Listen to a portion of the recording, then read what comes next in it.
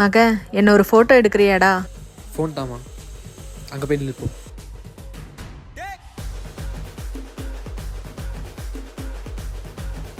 சரி வாடா மக, உன்னை நான் ஃபோட்டோ எடுக்கிறேன் வா. இந்தாம்மா.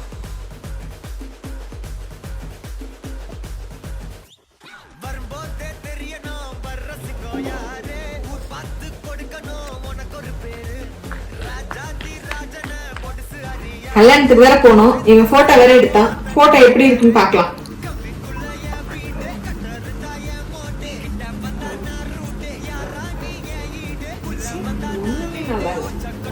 என்ன போட்டோ எடுத்திருக்கான்? சரி, அவன் போட்டோ பாக்கலாம்.